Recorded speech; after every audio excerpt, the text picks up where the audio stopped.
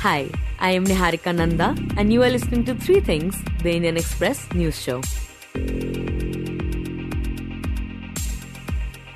After 27 years, the Bharatiya Janata Party has landed a victory in Delhi by securing 48 out of 70 seats and is all set to form the next government in the capital. The ruling Aam Aadmi Party could only secure 22 seats, while the Congress drew a blank for the third time in a row. After the results were announced, Prime Minister Narendra Modi said that BJP will work towards creating a developed capital and a developed nation.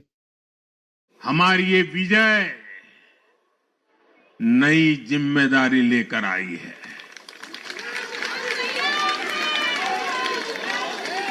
Bhajpa reform और perform की guarantee देती है और जब इसमें हर दिल्ली वासी जुड़ जाएगा तो ट्रांसफॉर्मेशन और तेज गति से आएगा। हमें दिल्ली के विकास के लिए मिलकर काम करना है। हम कंधे से कंधा मिलाकर चलेंगे। हम मिलकर दिल्ली को विकसित भारत की विकसित राजधानी बनाएंगे। After over a decade-long stint, the AAP government in Delhi will now be taking the position of the opposition party. Some of the most prominent faces of AAP lost in their constituencies, starting right from the national convener of the party, Arvind Kejriwal, to Manish Sisodia, Saurabh Bhardwaj and Satyendra Jain, while Atishi Marlena and Gopal Rai have managed to retain their seats. To understand what led to AAP's downfall in the capital after a decade, what factors worked in BJP's favour after 27 years, and who will be appointed the Chief Minister of the capital, we have the Indian Express's Mallica, Joshi and Jatin, Anand joining us. So, to begin with, what stood out to you both as far as the Delhi election results are concerned?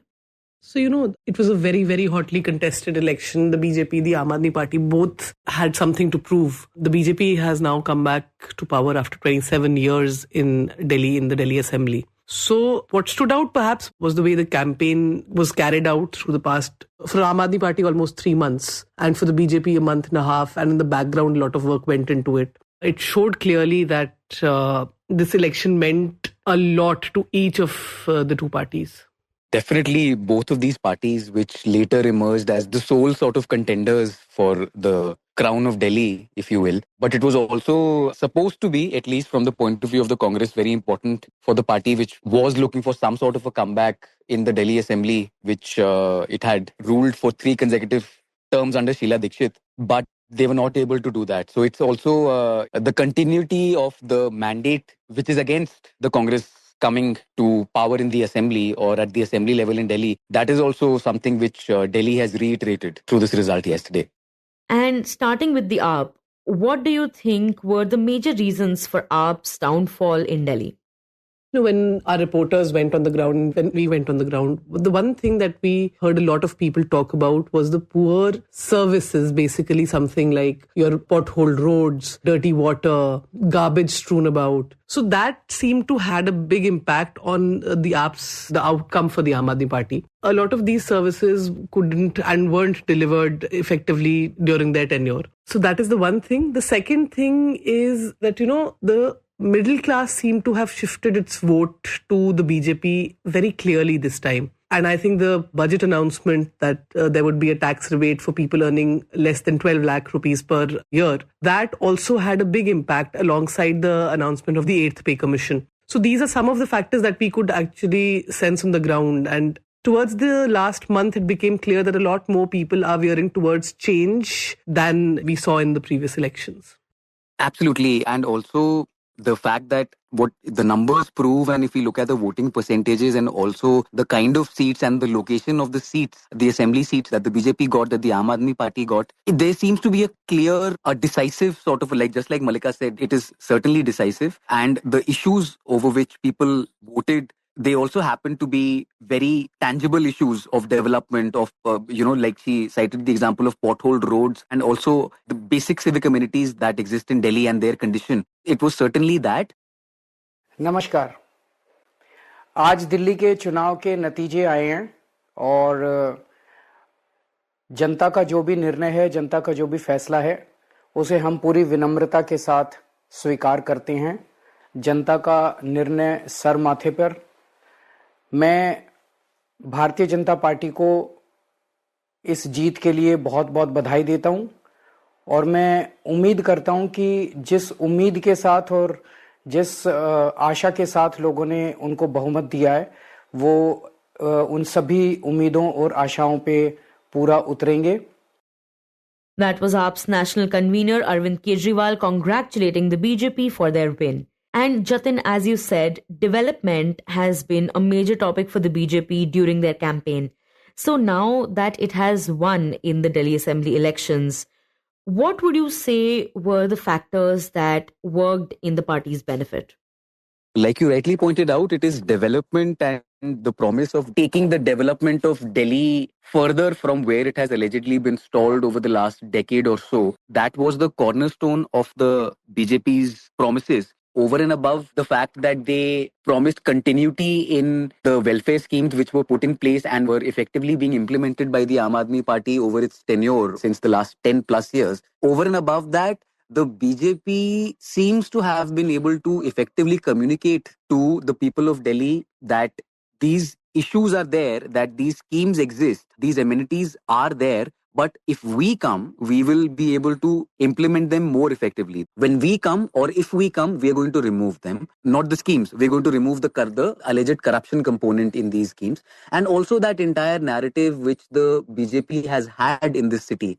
It portrays itself as an engine of development, which will take a development forward at that particular level. So the BJP's narrative, which is not new to the city, of a double engine sarkar, it now has that double engine sarkar that it had been promising the people of Delhi for as long, but it is still not a triple engine sarkar in the sense that it is now no longer in power at the MCD. Now tables have turned in that sense where the Aam Aadmi Party is in power at the MCD. The BJP has now come to power at the assembly level, and the BJP has been at power in the center since 2024. So it is still a double engine government. Let's see how it fares without that third engine.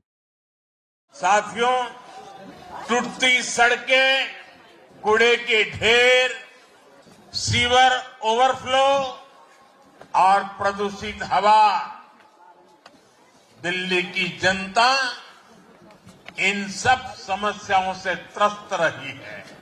अब यहां बनने वाली भाजपा सरकार दिल्ली को विकास की ऊर्जा के साथ एक आधुनिक शहर बनाएगी। साथियों, पहली बार दिल्ली एनसीआर के हर प्रदेश में बीजेपी का शासन आया है। आजादी के बाद ये पहली बार हुआ है। And talking about the fact that now the BJP will be running a double engine government in Delhi. So what does that mean for the capital? Because in the last couple of years, Delhi saw a massive tussle between the center and the state. I think that is the one basic expectation that everyone who lives in the city has from this government, is that the conflict that has in the past 10 years led to a constant, struggle for the government and for the LG office to coexist. That is going to end. And in a state, in Delhi, which is, a union territory with special powers, the office of the LG is extremely crucial and extremely important. Because at the end of the day, and this has been reiterated by several judgments and by the centre many a time, that in Delhi, it's the LG who is eventually the head of the government. And it's also the LG who is directly responsible for the land, law and order and policing and now services in the city. So working together for the two wings is crucial, and that's something that everyone expects the BJP to be able to do.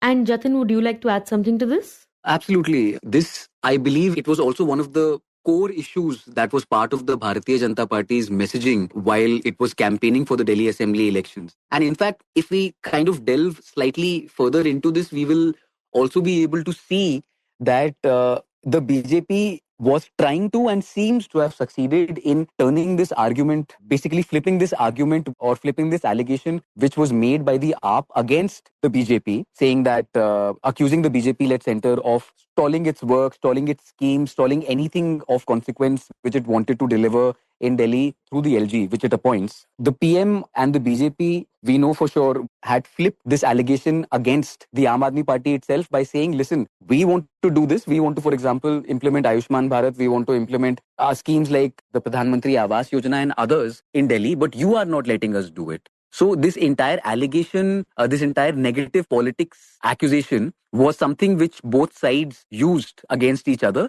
But finally, it seems that the BJP was able to communicate it more effectively to voters to make them see that this obstructionism that exists, that creates that gap between the effective delivery of development or development projects in the city and the promises that exist is because of the Aam Aadmi Party and not because of us. And how has the BJP leadership been reacting to this win that they have achieved in the capital of the nation? The BJP is certainly overjoyed and more or less over the moon with this decisive mandate, because it is a decisive one. It is not what even the exit polls had predicted vis-a-vis tight fight between both the AAP and the BJP being the principal political opponents in Delhi. Were they expecting this mandate? Well, yes and no. They were expecting something similar. According to our sources in the BJP, they were expecting somewhere around 40 to 45 seats, given the voting patterns and their assessment of the ground situation after polling. But they have more than that. They've got almost 50 seats, two less. And now, since they've finally been able to come to power in the assembly after the year 1998, it is certainly something that the BJP sees, acknowledges and appreciates, not only as a feat that it has been able to achieve, but something that they also attribute to Prime Minister Narendra Modi's leadership. मैं दिल्ली की जनता का आभार प्रकट करता हूं, जिन्होंने शानदार विजय 2/3 बहुमत से ज्यादा भारतीय जनता पार्टी को जिताया और मोदी की गारंटी पर एक बार फिर विश्वास व्यक्त कराया। जनता के सामने दो बातें थे, एक झूठ की गारंटी वाले जिनको पक्की गारंटी देकर जनता ने सदा के लिए बाहर कर दिया, बाय बाय केजरीवाल, और मोदी की गारंटी जो विकास सुशासन की गारंटी देता है, संकल्प से सिद्धि तक ले जाने की गारंटी देता है, उसको चुना है। We heard what BJP's Anurag Thakur had to say regarding BJP's win. And Mallica, now the AAP will be assuming the role of the opposition party. So what are your thoughts and expectations regarding that? This is the time that you will actually either see the party maturing from just a political startup into actually a political party. So the Aam Aadmi Party has actually been called a political startup, India's most successful political startup by several people, several times. But it's in the opposition that the character and the nature of the party actually comes forward the most. AAP has never sat in the opposition benches in Delhi. In 2013, which was their first election ever, they got 28 seats but formed government with outside support from the Congress. In 2015 and 2020, obviously, they got a sweeping majority both times, above 60 seats out of House of 70. So they have not really navigated the opposition, navigated politics being in the opposition in Delhi so far. In his message yesterday, the party chief, Arvind Kejriwal, he spoke about how they will continue to work. They plan to be an opposition that is constructive, and they will continue with social work and with people-to-people connect. That has been the stated, intention of the party. Before the election, before the voting, the party had raised issues about the election commission's working. They had spoken about voter deletion. They had spoken about voter suppression. And they had talked about unfair means being used during the elections. But in defeat, the Aam Aadmi Party did not bring any of these things up and congratulated the BJP for what it had achieved. अब जो जनता ने हमें निर्णय दिया है, हम न केवल एक कंस्ट्रक्टिव ऑपोजिशन का रोल निभाएंगे, बल्कि हम समाज सेवा, जनता के सुख दुख में काम आना, व्यक्तिगत तौर पे जिसको भी जो जरूरत होगी, हम लोगों के सुख दुख में हमेशा काम आएंगे, क्योंकि हम राजनीति में कोई सत्ता के लिए नहीं आए। हम राजनीति को एक जरिया मानते हैं जिसके जरिए जनता की सेवा की जा सके, जिसके जरिए लोगों के सुख दुख में काम आया जा सके। वो काम हम करते रहेंगे और हमें आगे भी। So one of AAP's strongest holds over the last decade has been Delhi. So now that that is not the case, what lies ahead for the party? Of course, along with being in power in Punjab. Being in power in Punjab right now is AAP's biggest relief, perhaps. In Delhi, what they need to do is, and this is coming from people within the party, is that the position inside the city, their ground workers, all of that needs to be reconsolidated. Because when a party that's been in power for a decade or more, when it loses, and it's a new party which doesn't really have a very, very strong cadre like the BJP perhaps does, it's a time for consolidation. It is still in majority in the municipal corporation, at least for now, even though several councillors over the past 7-8 months have tried to switch, and that process has been on. But if they're able to deliver in the municipal corporation, it will be a big silver lining for the Aam Aadmi Party right now. But groundwork and keeping its flock together is something that a lot of people inside the party are focusing on right now. And Mallica, you talked about the kind of response that this loss has received from the AAP leadership. So what kind of an assessment have the leaders given as to why the party lost? So the party went into a huddle after the results. The senior leadership has been in discussions. As for attributing, the loss to something, it has largely been the way the middle class voted. Perhaps the Aam Aadmi Party realized too late that the BJP's message of the tax benefit, of delivering better services, actually the second one is more prominent, was something that they were doing behind the scenes while it was talking about social welfare schemes being continued, better delivery of these services. In the background, the messaging was for the middle class. And the one thing that actually we found very interesting during our ground work is that for a lot of people, this is also a vote against freebies. While standing in lines before they voted, a lot of people spoke about how not everything should be given for free. How this is something that has impacted the development of Delhi in the past few years. And this is despite the fact that BJP had promised the continuation of all of these schemes, but they were mostly still associated with the Aam Aadmi Party. And this is what AAP's Manish Sisodia had to say after the results. Tripura विधानसभा का चुनाव हम सब कार्यकर्ताओं ने मिलकर बहुत मेहनत से लड़ा. जंगपुरा विधानसभा के लोगों ने भी बहुत प्यार मोहब्बत सम्मान दिया, लेकिन 600 वोट से लगभग 600 वोट से उसमें हम पीछे रह गए.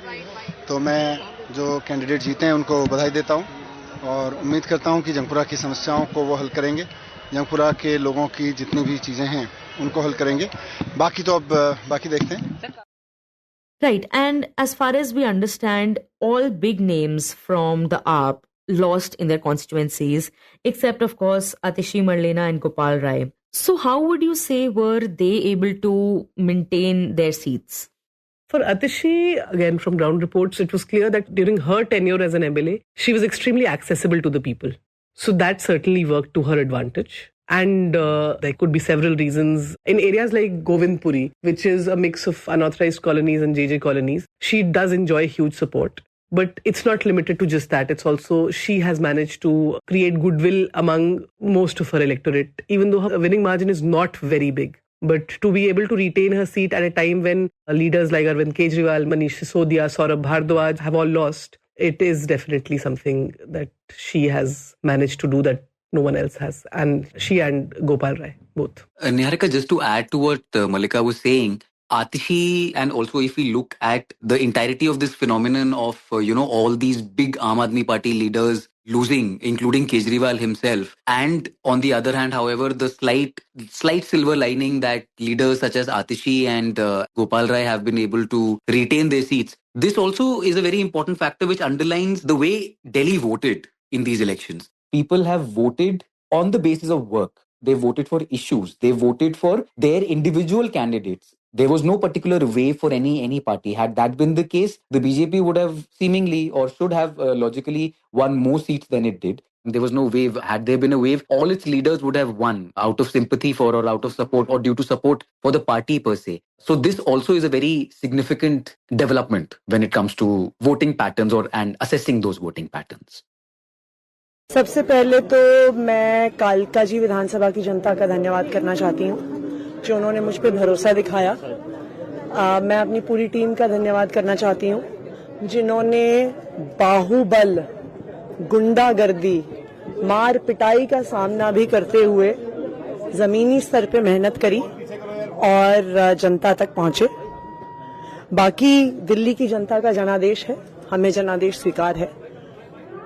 ये मैं अपनी सीट जीती हूं, लेकिन ये जीत का समय नहीं है, ये जंग का समय ही है। जंग जारी रहेगी भारतीय जनता पार्टी के खिलाफ, उनकी तानाशाही और उनकी गुंडागर्दी के खिलाफ। So that was Atishi Marlena. And Jatin, now that the BJP has won, has there been any kind of an indication on who will be the Chief Minister of Delhi? That is the $1,000,000/1,000,000 rupee question at the moment. And I think it will remain so for the next few days, because as we have seen when it comes to the state assembly elections in states such as Maharashtra, Madhya Pradesh, Rajasthan and others indicates when it comes to the BJP, nothing can be said with certainty regarding who will be its pick for such an important post, and especially when the BJP has contested a high stakes election in that particular state. There are several choices which are being considered, apparently, according to our sources in the BJP. There are several concerns, there are several things that need to be balanced, everything from gender of a particular pick to the caste, the community that they come from, their experience in politics, their experience within the organization of the BJP. So several leaders are being considered as potential contenders. But not only for the post of a chief minister, according to our sources, there is also the possibility, like in other BJP ruled states, of more than one. I mean, there will certainly apparently be one deputy chief minister, but there might be one more, given the size and strength of the Delhi Assembly, which consists of 70 members. And this too could happen in a cyclical manner. So there are several contenders. Parvesh Verma is being considered one of the front runners. He also has those quote-unquote giant killer credentials because he defeated Arvind Kejriwal, albeit with a slight or a smallish margin of 3,000 plus votes. But there are others also. There is a school of thought within the BJP which underlines the possibility of an MP, a Lok Sabha MP, one of the 7 BJP Lok Sabha MPs in Delhi who could be chosen for the post. There are others within the fold of the new MLAs who have been elected, and especially women leaders such as Shikha Roy, who defeated Aam Aadmi Party senior leader and former health minister Saurabh Bhardwaj in Greater Kailash. There is also Rekha Gupta, who is an old BJP hand and is one of the most senior women leaders that the BJP has in Delhi, who won with a very significant majority from Shalimar Bagh. So there are several possibilities, but the final decision is yet to be made, apparently, and as and when it is made, it will be made at the highest levels of the BJP. Right. And we also need to talk about Congress and the fact that it has drawn a blank, which is not news as far as Delhi is concerned. So what lies ahead for the party? So Congress again did not manage to win a single seat in the city. There were several seats, though, where the number of votes that they got was higher than the margin by which the Aam Aadmi Party lost. So there are obviously conversations, and this result also has implications for the India bloc as a whole. A lot of opposition leaders who are part of the India bloc have spoken about how the Congress played a role in defeating the Aam Aadmi Party in these elections. But for the Congress itself, their vote share has, even though it has risen, it's only a nearly 2 percentage point vote share increase. I don't think the party would be very happy with its performance when it comes to this marker, and also not winning any other seat again. Certainly a time for introspection for the Delhi Congress as well. And Jatin, what are your thoughts regarding this? It appears that the Congress has technically emerged as the kingmaker in these Delhi Assembly elections, because not only did it contest with a lot of vigor. I mean, you had the entirety of the national leadership of the Congress, including Mr. Rahul Gandhi, Ms. Priyanka Gandhi Vadra, and also leaders and chief ministers of Congress-ruled states from across the country, their MPs as well, making a beeline for Delhi and being a part, leading the campaign of the party from the front in Delhi. But this, according to our sources in the Congress, has been one of the most seriously contested elections by the party in Delhi at any level, including the Lok Sabha, in the longest time. The Congress may have drawn a blank, but according to its senior leaders, it has succeeded in making most contests, and especially those on significant seats such as New Delhi, other seats which had sent AAP MLAs to the Delhi Assembly and some of whom were later appointed as ministers, according to sources, those are the seats where the Congress contested with all its might so that it could try and convert them into three-cornered contests, which actually led to adding more strength to the BJP's prospects. Right. And lastly, what lies ahead for Delhi in the upcoming 5 years, now that BJP is going to be in power and AAP is going to be in the opposition? What kind of expectations do we have? So I would expect among the first things that would happen would be the Ayushman Bharat scheme being implemented in Delhi. That is the one thing that BJP has been asking for a long time of the AAP-led Delhi government. It's also one of the big promises that they made during their campaign. What we could also expect is a lot of scrutiny of allegations and of, let's say, your CAG reports, which are yet to be tabled. The Prime Minister in his speech yesterday promised that the CAG reports and audit reports will be tabled soon, and everyone who is involved in any sort of corruption will be taken to task. So these are the two things off the bat that I can think will happen almost within weeks of the new government being formed and being sworn in. As far as the vision of the BJP for Delhi is concerned, we've been speaking to not only the Delhi leadership, but union ministers and Lok Sabha MPs who have either had a tryst with power in Delhi or have been in various leadership positions, administrative positions in Delhi. So for them, what seems to guide their vision or their objective is of making Delhi look like and converting Delhi into a capital that quote unquote befits India. Just yesterday, we were talking to Union Minister Hardeep Singh Puri, who has also served, by the way, as Union Development Minister or Ministry of Housing and Urban Affairs, that the BJP seeks to rebuild Delhi. That the BJP wants to, for example, clean the Yamuna and develop its banks in a way similar to the Sabarmati riverfront, which the BJP considers to be one of its biggest achievements in that state, the same state that Prime Minister Narendra Modi and Union Home Minister Amit Shah come from. According to our sources in the BJP, this is also being seen as an opportunity. I mean, for the BJP to consolidate its power and relevance at the assembly level in the city by ensuring that it brings in schemes, it brings in initiatives, and it ends up delivering on promises, especially that of giving more and more slum and unauthorized colony residents a more permanent place of dwelling, a more permanent roof over their heads, for example, so that the BJP is able to carry forward an agenda which it puts in place now for years to come in the city. You were listening to 3 Things by the Indian Express. Today's show was edited and mixed by Suresh Pawar and produced by me, Niharika Nanda. If you like the show, then do subscribe to us wherever you get your podcasts. You can also recommend the show to someone you think will like it. Share it with a friend or someone in your family. It's the best way for people to get to know about us. You can also tweet us at Express Audio and write to us at podcasts@indianexpress.com.